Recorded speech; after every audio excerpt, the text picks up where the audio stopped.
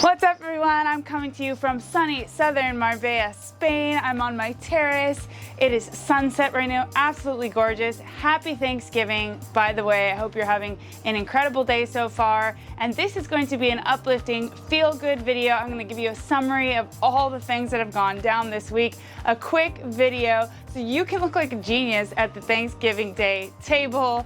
Also, I'm going to give you one stock that has a buy signal flashing right now, a crypto stock, as well as letting you know which cryptos I've been loading up on this dip. So let's get right into it. First off, big news, I will be at Art Basel in Miami. So everybody who plans on being there, I will be hosting the biggest premier party event, the kickoff event on December 6th at the SLS Hotel in partnership with World of Women. It is going to be absolutely amazing. So please let me know if you'll be there. And I will also be interviewing billionaire investor Tim Draper. I cannot wait. He's an awesome guy, and we'll be discussing his predictions for next bull run, which previously was $250,000 top for Bitcoin. I'm going to ask him if that's still in the cards and some other really cool topics. If you want me to ask him a specific thing, let me know in the comments and maybe I'll squeeze it in there.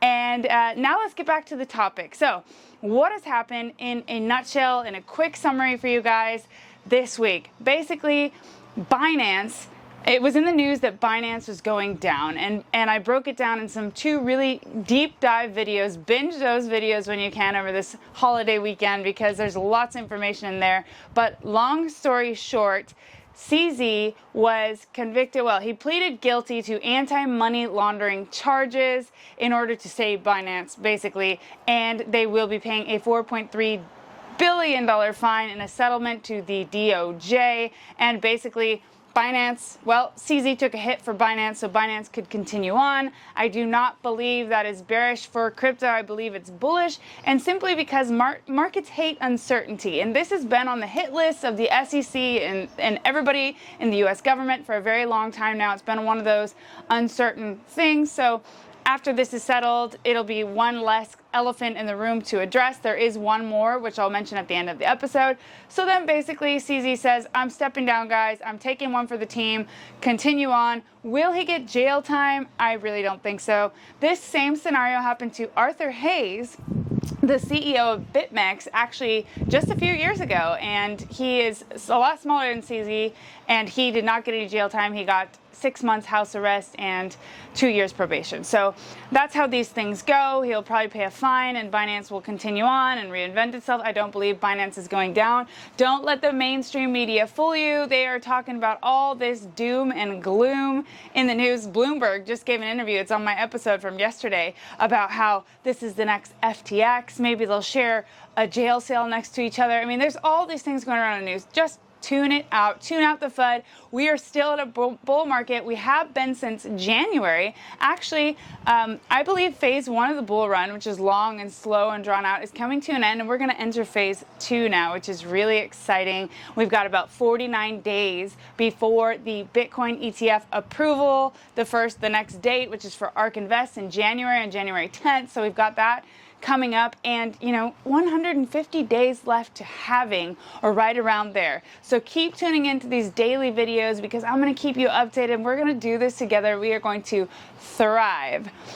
So that's what's happening with Binance. Basically, also people were talking about the fact that BlackRock wanted to control the scene. They named Coinbase as their chosen one for custody, and it just seems like they're trying to take control of things in the U.S., on U.S. soil, and possibly the next one and the last one to be addressed is Tether.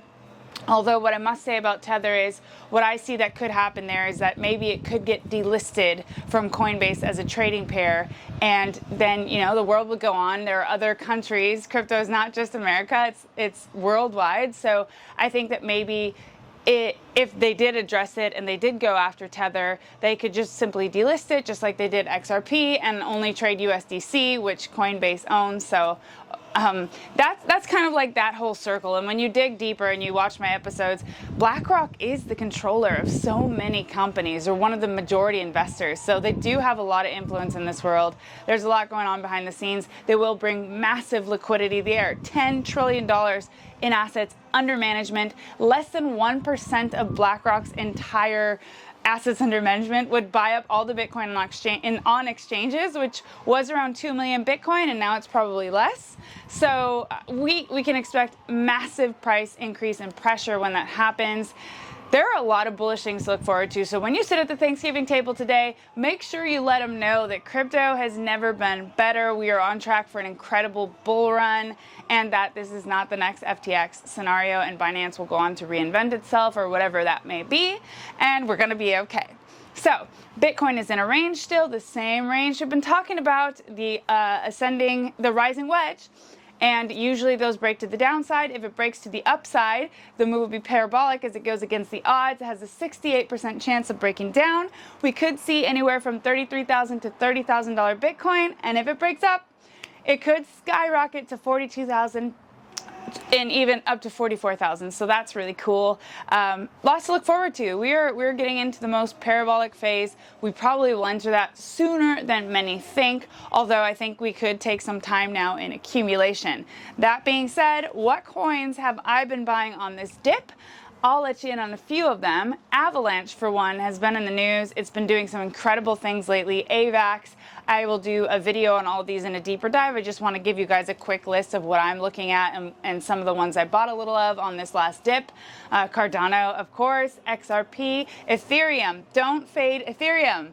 I'm telling you, the ETF for Ethereum is coming right after the Bitcoin ETF, and people are saying it's not going to perform. It's going to perform. It just broke out of its bull flag, or its triangle, and the measured move is anywhere from 2,400 to 2,700, and so that's what it is. It's what it is. I accumulated some Ethereum, Theta, my like biggest sleeping giant, I believe, and T-Fuel, which is also part of the Theta community.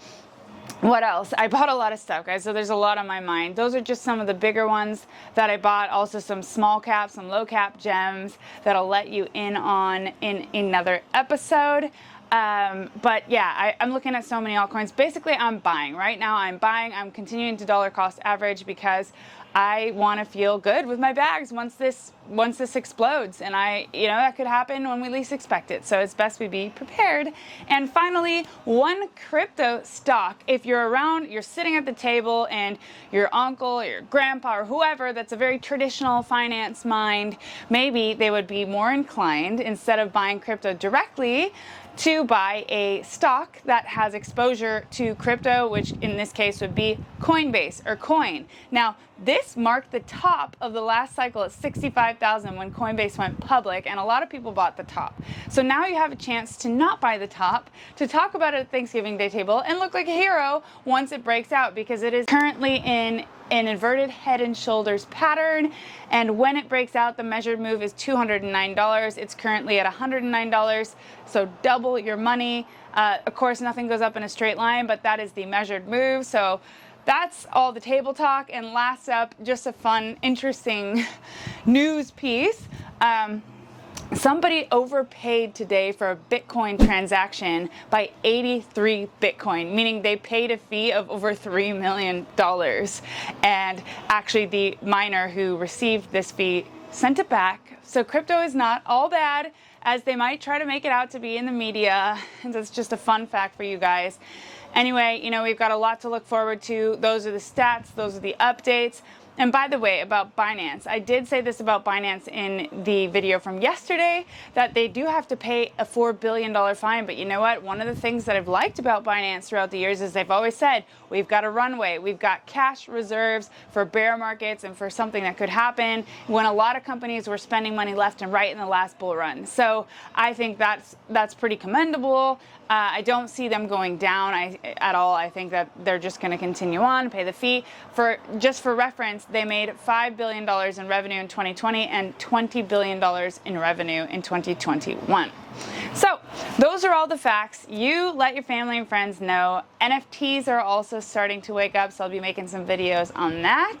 And happy binge watching over the weekend. Get yourself educated. Watch as many videos as you can. I am very thankful for all of you. That is what I'm thankful for this Thanksgiving, that I get to continue to do my passion and my calling, which is making content for you here on YouTube, traveling the world, speaking at these amazing conferences, onboarding new people, helping companies. This is what I love. And so today on Thanksgiving, I am thankful for that. And if you aren't currently working in something that you love or doing your passion, start taking steps toward it. Start taking steps toward it, because there's nothing more fulfilling in life, than doing what you love every single day. So I'm thankful for you being here, and I hope you have an absolutely fantastic Thanksgiving. Until next time, I'll see you tomorrow.